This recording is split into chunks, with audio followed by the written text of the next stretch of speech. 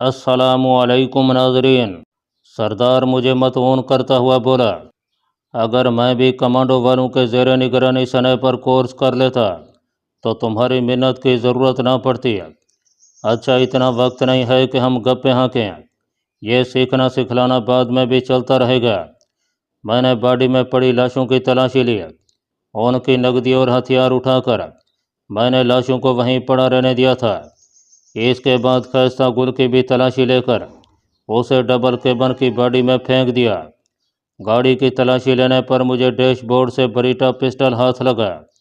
पिस्तौल सरदार की जाने बढ़ाकर मैंने कहा, थोड़ी सी खुश्क लकड़ियाँ इकट्ठी करना पड़ेंगी। खुश्क लकड़ियों की कौन सी कमी है? सरदार ने बरीटा पिस्टल नेफे में उड़सकर दाएं बाएं बिखरी लकड़ियाँ इकट्ठी करने लगा। मैं भी उसका हाथ बटाने लगा। छोटा सा ढेर इकट्ठा करके मैंने डबल केबन के ऑयल टैंक के नीचे रखा और लकड़ियों को आग लगा दिया। चलो, सरदार को कहकर मैं वहाँ से दूर हटता चला गया। गाड़ी से 60-70 गज दूर आकर मैंने एक गोली गाड़ी के ऑयल टैंक पर फायर कर दिया। अगर ये पेट्रोल वाली गाड़ी होती है तो मुझे लकड़ियाँ इकट्ठा करने की तग्गो-दो न करना पड़ती है। ये डीजल वाली गाड़ी थी और डीजल को आग पकड़ने के लिए आग चाहिए होती है। डीजल टैंक में सुराख हुआ और डीजल सीधा जलती हुई लकड़ियों पर गिरा। आग के शोलों ने बुलंद होकर टैंकी को अपने लिपेट में ले लिया था। मुतमईन अंदाज में सर हिलाते हम वहाँ से दूर हटते गए।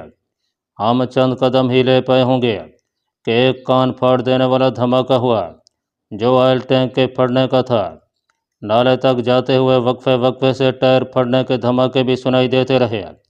हमने तेज रफ्तारी से चलते हुए नाला अबूर किया और फिर मगरबी की सिमत बढ़ते गए। शाम का मलक जैसा अंधेरा फैल रहा था। नाले से ऊपर चढ़ाई काफ़ी सख्त थी, लेकिन इतनी ज़्यादा नहीं थी। वो चढ़ाई चढ़कर हम सड़क पर पहुँचे। इसके बाद भी चढ़ाई थी, लेकिन इतनी ज़्यादा नहीं थी। थोड़ा आगे बढ़ने के बाद हम दाएं हाथ मौजूद नाले में उतर गए। वो नाला मगरबी पहाड़ों की तरफ से आ रहा था, लेकिन आगे जाकर ये शुमाल की सिमत मुड़कर आलाम खेल की तरफ जा निकलता और वहाँ से उस नाले में शामिल हो जाता जिस नाले को हम अबूर करके आ रहे थे। लेकिन इस वक्त हमारा रुख मगरबी पहाड़ी की तरफ था। नाले में चढ़ाई निस्बतन आसान थी। पहाड़ी की जड़ में जाकर ये नाले एकदम ऊपर को उठ जाते हैं, वरना नीचे इनकी चढ़ाई करीबन गैर महसूस ही होती है। हम उस वक्त तक उसी नाले में चलते रहे जब तक कि चढ़ाई दुश्वार गुजार न हो गई हो। इसके बाद हम दाएं तरफ की हल्की ढलान सर करने लगे और फिर पहाड़ी के मुतवाज़ी होकर शुमाल की जानिब बढ़ते गए। सीधे रास्ते की बजाय यह दुश्वार गुजार रास्ता हमने इसलिए इख्तियार किया था ताकि आलाम खेल से कोई आदमी खास्ता गुल वगैरह का पता करने आए तो उसे रास्ते में हम न मिले। गो गाड़ी के ऑयल टैंक और टायरों के फटने की आवाज़ें बआसानी आलाम खेल में सुनाई गई होगी, लेकिन इस तरह के धमाके चूँकि यहाँ रोज़मर्रा हैं इसलिए कोई ज़्यादा तवज्जो नहीं देता। मुख्तलिफ कबाइल की लड़ाइयाँ, पाक आर्मी और दहशत गर्दों के टाकरे, दहशत गर्दों की आपस में फायरिंग, मुजाहिदीन का कुफार से दो दो हाथ करना और ज़ाती दुश्मनी के बायस एक दूसरे पर हथियारों का इस्तेमाल आए रोज़ का मामूल है। इसके बावजूद कोई बाइद नहीं था कि इन धमाकों को सुनकर कबील खान के आदमी अपने बंदों का पता करने के लिए इस तरफ का रुख करते। सरदार बरीटा पिस्तौल को पाकर काफ़ी खुश था। उन तीनों की कलाशन कोफें भी हम साथ ही उठा लाए थे। कमांडर सईद पहले वाली कलाशन कोफों को पाकर काफ़ी खुश हुआ था। मैं चाहता था कि कम अज़ कम हम वहाँ सुबह शाम जो खाना खा रहे थे उसका मुआवजा ही दहशत गर्दों के हथियारों के साथ अदा हो जाता। हम गपशप करते ईशा की नमाज के बाद ही कमांडर अब्दुल रशीद के घर पहुँच पाए थे। दोनों कमांडर अब्दुल हक के कमरे में बैठे किसी ख़ास बातचीत में मसरूफ़ थे। कमरे का दरवाज़ा चूँकि खुला था इसलिए हम खटखटाने की ज़हमत से बच गए थे। आओ दोस्तों, आज तो सारा ही दिन गायब रहे हो। हमें देखते ही अब्दुल हक खुश दिली से मुस्कराया। हाँ भैया, थोड़ा काम था। हम तीनों कलाशन कोफें चटाई पर रखते हुए उनसे मुसाफा करने लगे। अब्दुल हक ने कहा, शाम की नमाज से ज़रा पहले धमाके की आवाज़ सुनाई दी थी।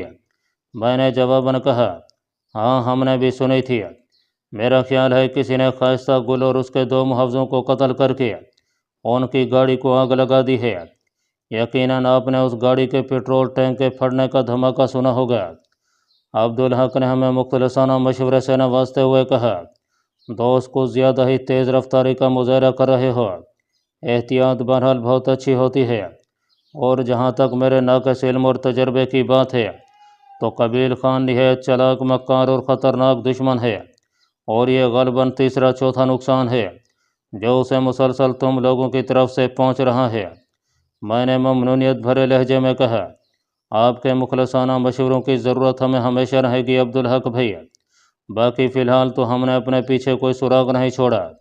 ہمارے پاس ان کی یہ کلاشن کوفیں ہیں جو ہم آپ کی خدمت میں پیش کر رہے ہیں۔ یقیناً آپ کو ان کلاشن کوفوں کی حیت تبدیل کرنے میں کوئی دقت نہیں ہوگی۔ شکریہ جوان۔ خاموش بیٹھا کمانڈر عبدالرشید خوش دلی سے بولا، اس میں کوئی شک نہیں کہ یہ ہتھیار ہمارے لیے ایک بہترین تحفہ ہیں۔ یہ کہہ کر وہ تینوں کلاشن کوفوں کا جائزہ لینے لگا۔ سردار اپنا 30 بور پستول عبدالحق بھائی کو دے دو۔ سردار نے سر ہلاتے ہوئے 30 بور پستول اور اس کی فالتو گولیاں کمانڈر عبدالحق کی طرف بڑھاتے ہوئے کہا، عبدالحق بھائی، یہ ہم نے وانا سے خریدا تھا۔ جزاک اللہ۔ عبدالحق نے شکر گزاری کے کلمات کے ساتھ پستول تھام لیا۔ میں نے کہا، عبدالحق بھائی، ایک چھوٹی سی درخواست تھی۔ حکم کرو بھائی، اگر ہمارے بس میں ہوا تو انکار نہیں کریں گے۔ شاید 1-2 دنوں تک ہم انگور انڈے کا رخ کریں، لیکن وہاں بھی ہمیں مجاہدین کی بنی ہوئی دال روٹی کھانے کو مل سکے گی۔ عبدالحق تفصیل بتاتا ہوا بولا، انگور اڈے میں ہمارا بہت بڑا تربیتی سنٹر موجود ہے، لیکن میں آپ کو وہاں جانے کی بجائے نصر اللہ خان خوجل خیل کے گھر جانے کا مشورہ دوں گا۔ وہ میرا دوست بلکہ استاد ہے، وہ خود بھی تربیتی سنٹر جاتا رہتا ہے۔ بہتر یہی ہوگا کہ آپ یہ دال روٹی اس کی بیٹھک میں رہ کر کھائیں۔ باقی انگور انڈے سے پہلے خامرنگ اور رغزئی نام کی 2 آبادیاں آتی ہیں۔ خامرنگ میں مولوی عبداللہ اصغر اور رغزئی میں قاری غلام محمد کے گھر آپ کو خوش آمدید کہا جائے گا۔ بس وہاں یہ کہہ دینا کافی ہوگا کہ آپ کمانڈر عبدالرشید اور عبدالحق کے مہمان ہیں، باقی تصدیق وغیرہ وہ خود کرتے رہیں گے۔ میں شکر گزاری کے گہرے سانس کے زیر اثر بولا، یقیناً آپ کا یہ احسان ہم کبھی نہیں اتار سکتے۔ یہ کوئی احسان نہیں ہے میرے دوست، پاکستان صرف تمہارا نہیں، ہمارا بھی ملک ہے، بلکہ سچ کہوں تو اسلام کا قلعہ ہے، اور یہ سب ہم اپنے ملک کی خاطر کر رہے ہیں۔ اور کہتے ہیں نا کہ نیت صاف ہو تو منزل آسان رہتی ہے۔ اب یہی دیکھ لو کہ بظاہر تو ہم احسان کر رہے ہیں، مگر ہم سے کئی گنا زیادہ آپ لوگ ہمارے کام آ رہے ہو۔ 9 عدد کلاشن کوفوں کی کافی زیادہ قیمت بنتی ہے، اور ایک کلاشن کوف بیچ کر ہی آپ لوگ 5-6 ماہ تک ایسی دال روٹی سے مستفید ہو سکتے ہو۔ صرف دال روٹی نہیں عبدالحق بھائی، 4 دیواری کا تحفظ بھی بہت معنی رکھتا ہے۔ اچھا کھانا کھا لیا ہے کہ نہیں؟ اس نے خوبصورتی سے موضوع تبدیل کیا۔ یہ جو میں صبح سے دال کی تعریف پر تعریف کیے جا رہا ہوں، اس سے بھی آپ کو اندازہ نہیں ہوا بھائی جان، بھوکا آدمی ہی دال کی اتنی تعریف کر سکتا ہے۔ میری بات پر وہ دونوں کہکاں لگا کر ہنس پڑے تھے۔ سردار کے ہونٹ بھی مسکرانے کے انداز میں کھل گیا۔ عبدالحق نے فوراً ایک آدمی کو لا کر ہمارے لیے کھانا لانے کا حکم دیا۔ سردار نے پوچھا، ویسے آپ نے ہمیں تربیتی سنٹر جانے سے کیوں منع کر دیا ہے؟ عبدالحق نے جواب دیا، کیونکہ وہاں مجاہدین ہر وقت تربیت میں رہتے ہیں، اور آپ لوگوں کا تربیت میں حصہ نہ لینا کافی سوالات کو جنم دے گا۔ ہر کسی کے سامنے شاید آپ وضاحت نہ کر سکیں کہ آپ وہاں کیا کر رہے ہیں۔ البتہ یہ صرف میرا اپنا خیال ہے، اگر آپ کی خواہش تربیتی سنٹر جانے کی ہے تو وہاں بھی آپ کو رہائش اور کھانا پینا ضرور ملے گا۔ نہیں، میں نے نفی میں سر ہلایا، ہمارے لیے نصر اللہ صاحب کی بیٹھک ہی مناسب رہے گی۔ اسی وقت کھانے کے برتنوں کے ساتھ ایک آدمی اندر داخل ہوا۔ کھانا کھا کر ہم خوشبودار قہوے سے لطف اندوز ہوئے اور دونوں کمانڈروں سے اجازت لے کر اپنے کمرے کی جانب بڑھ گئے۔ ان تینوں کی لاشیں اسی رات دریافت کر لی گئی تھیں۔ تینوں کا آبائی علاقہ بھی علام خیل ہی تھا۔ ظہر کی نماز کے بعد ان کا جنازہ تھا۔ ہم نے بڑے اہتمام سے ان کے جنازے میں شرکت کی، لیکن قبیل خان کا دیدار نہ ہو سکا۔ खायसा गुल के बकौल वह खुद गर्ज और मतलब परस्त शख्स ही निकला था। अपने साले के जनाजे में भी शिरकत न करके उसने खायसा गुल की इस बात पर मोहर तस्दीक सुब्त कर दी थी, वरना अंगूर अड्डे से वहाँ तक गाड़ी में कितना कुछ वक्त लगना था। और फिर उसी रोज़ मुजाहिदीन की एक गाड़ी अंगूर अड्डे जा रही थी। हम अब्दुल हक से इजाज़त लेकर उसी गाड़ी में अंगूर अड्डे रवाना हो गए। पहले हमने सोचा था कि शायद कबील खान अपने साले की मौत पर वहाँ आ जाए, लेकिन उसे कोई ज़्यादा ही खूबसूरत मसरूफियत मिली हुई थी कि उसने अलार्म खिलाने की ज़ामत नहीं की थी। शाम की अजान के वक्त मुजाहिदीन हमें नसरुल्लाह खान खोजल खेल के घर के सामने उतार कर आगे बढ़ गया। जाने से पहले वो नसरुल्लाह खोजल खेल से हमारा तारुफ कराना नहीं भूले थे। वो सफ़ेद रीश मुजाहिद उम्र की उस मंजिल में था जहाँ इंसान के कवा आराम के तलबगार होते हैं, लेकिन वो अपनी आखिरत संवारने में लगा हुआ था। उसने हमें खुश दिली से खुश आमदीद कहा और अपने घर से मुल्क के खूबसूरत से बैठक में हमें ले जाकर बिठा दिया। हमारी ज़रूरियात वगैरह का पूछने के बाद वो शाम की नमाज के लिए चला गया। हमने बैठक ही में नमाज पढ़ ली थी। रात का खाना इशा की नमाज के बाद ही खा सके थे। खाना काफ़ी पुरतकल्लुफ़ बना था। खाने के बाद उसने चंद मिनट हमसे गपशप की और फिर हमें आराम की ताकीद करता हुआ चला गया। सुबह नाश्ते के बाद हम बैठक से तो निकले, लेकिन कबील खान के मखसूस अड्डे का रुख न कर सके, क्योंकि हम बाज़ार खुलने के मुंतज़िर थे और हमें ज़्यादा इंतज़ार न करना पड़ा। असले की दुकानें खुलते ही हम ड्रैगन राइफल के सलेंसर का पूछने के लिए एक दुकान में घुस गए। दुकानदार के नफ़ी में सर हिलाने पर हम अगली दुकान की तरफ बढ़ गए। असले की तीसरी दुकान में हमें मतलूबा चीज़ मिल गई। उसकी ख़रीदारी में खायसा गुल की जेब से मिलने वाली नकदी काम आई थी। हमारे पास जो बड़ी रकम मौजूद थी वो हम डीग ब्लॉक पर छोड़ आए थे, क्योंकि इतनी ज़्यादा रकम को साथ फिराना किसी तरह मुनासिब नहीं था। साइलेंसर ख़रीद कर हम जनूब मशरक़ की सिमत रवाना हो गया। वज़ीरिस्तान के लिहाज से अंगूर अड्डा खासा बड़ा शहर है और ये बिल्कुल पाकिस्तान अफ़गान बॉर्डर पर वाक़ है। अफ़गान वहाँ से मगरब की जानिब पड़ता है। ये पाकिस्तान का आखिरी शहर है। घंटा डेढ़ पैदल चलने के बाद हम खड़कले के करीब पहुँच गए थे। मशरक़ की जानिब जाने वाली सड़क खड़कले में दाखिल होने से पहले ही नज़र आ गई थी। हम उस सड़क से थोड़ा फासला रख कर चलने लगे ताकि किसी को ये शुबा न हो कि हम कबील खान की हवेली की जानिब जा रहे हैं। आगे चूँकि चढ़ाई थी, इसलिए हमें घंटे से ज़्यादा वक्त आगे भी लग गया था। उस तरफ दरख्त काफ़ी घने थे, इसलिए हमें छुप कर जाने में आसानी हो रही थी। पहाड़ी अबूर करते ही हमें वो वसी और इस पुख्ता हवेली नज़र आ गई थी। उसके करीब जाने की बजाय हम सामने फैले जंगल में घुस गए।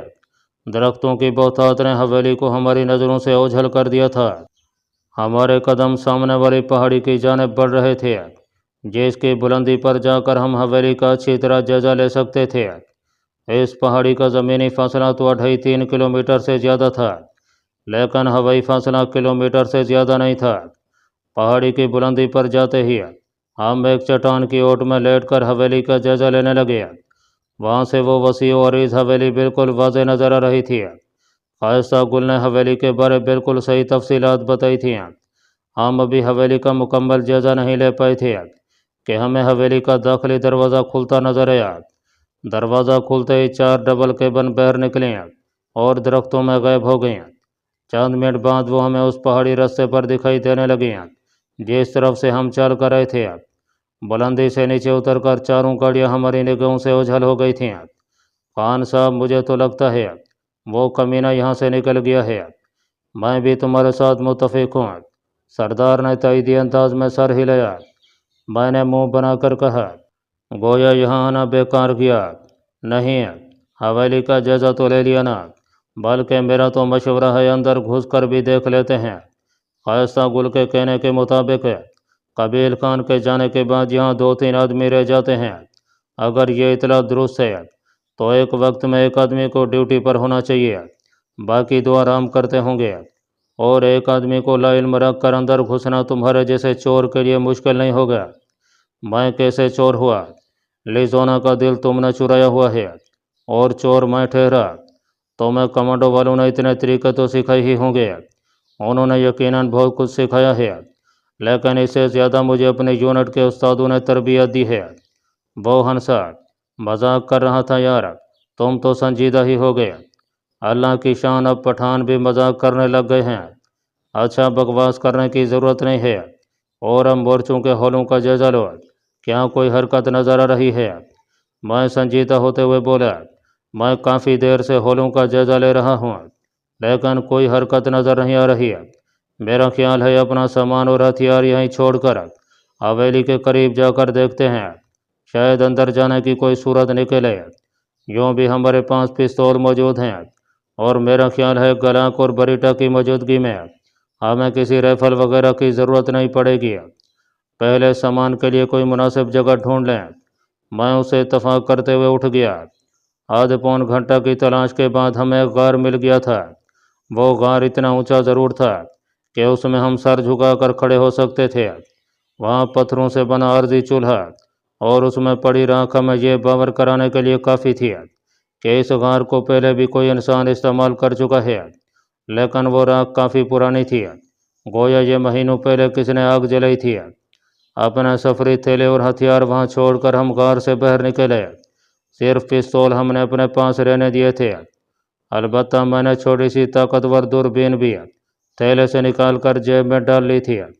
ایک ہلکی چادر ہم نے مقامی لوگوں کے انداز میں سر پر پگڑی کے طور پر باندھی، اور اس کا ایک طرف سے لٹکتا ہوا پلو ہم نے اپنے چہرے کے گرد اس طرح لپیٹا کہ پلو نے نقاب کی طرح ہمارا چہرہ چھپا لیا تھا۔ حویلی کے قریب پہنچ کر ہم نے درختوں کی آڑ میں رہتے ہوئے داخلی دروازے کا جائزہ لیا۔ مضبوط لکڑی کا دروازہ جس پر سرخ اور سبز رنگ کا پینٹ کیا گیا تھا، کسی قسم کی حرکت نہ ہوتی دیکھ کر میں نے دونوں مورچوں کا جائزہ لیا، مگر وہاں بھی سکون نظر آیا۔ ہم جنوب کی جانب سے ایک چکر کاٹ کر حویلی کی عقبی جانب پہنچے۔ عقبی جانب کی دیوار تو باقی تینوں دیواروں سے ذرا کم بلند تھی، لیکن اس پر کانٹے دار تار اس انداز میں لگی ہوئی تھی کہ اس کو کاٹے بغیر اندر جانا ممکن نہیں تھا۔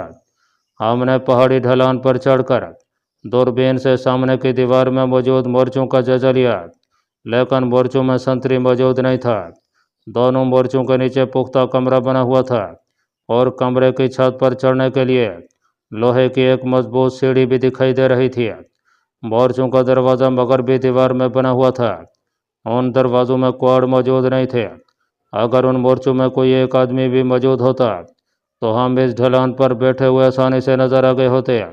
میں نے مشورہ دیتے ہوئے کہا، میرا خیال ہے اندر داخل ہونے کے لیے جنوبی دیوار مناسب رہے گی۔ انتظار کس بات کا ہے؟ سردار فوراً جنوبی دیوار کی جانب بڑھ گیا۔ میں اندر جاؤں گا، اور تم اسی دیوار کے مشرقی کونے پر میرے اشارے کا انتظار کرنا۔ اگر مجھے تمہاری ضرورت محسوس ہوئی تو میں تمہیں اندر بلا لوں گا، ورنہ تم باہر نگرانی کرتے رہنا۔ میرا خیال ہے سینئر ہونے کے ناطے یہ فیصلہ کرنا میرا حق بنتا ہے کہ کون اندر جائے گا اور کون باہر نگرانی کا کام دے گا۔ سردار فوراً معترض ہوتا ہوا بولا۔ میں نے پوچھا، پتہ ہے پٹھانوں کی سب سے بری عادت کون سی ہوتی ہے؟ وہ منہ بناتے ہوئے بولا، تمہارے بقول تو پٹھانوں کی ساری عادات ہی بری ہوتی ہیں۔ ہاں، مگر میں سب سے بری عادت کا پوچھ رہا ہوں۔ میں تو یہ کہتا ہوں اپنے ساتھی کو خطرے کا سامنا کرنے دینے کی بجائے اپنی ذات کو پیش کرنا اچھی عادت ہے۔ بالکل درست جواب، اسے کہتے ہیں پٹھانی مزاج۔ اب ذرا یہ بتاؤ، کیا تمہارا نشانہ مجھ سے بہتر ہے کہ نہیں؟ اس نے نفی میں سر ہلایا۔ کیا تمہارے پاس سیلنسر لگا پستول موجود ہے؟ نہیں۔ اس نے اس مرتبہ بھی اپنا سر دائیں بائیں ہلا دیا تھا۔ کیا تم جسمانی لڑائی بھڑائی میں مجھ سے بہتر ہو؟ اس نے حسب توقع کہا، نہیں۔ کیا تمہیں معلوم ہے کہ اندر جا کر کیا کرنا ہے؟ وہ سوچتے ہوئے بولا، اس بارے تو ہم نے کوئی مشورہ ہی نہیں کیا۔ میں نے آخری سوال پوچھا، اب بتاؤ اندر کسے جانا ہے؟ تم ہی مرو۔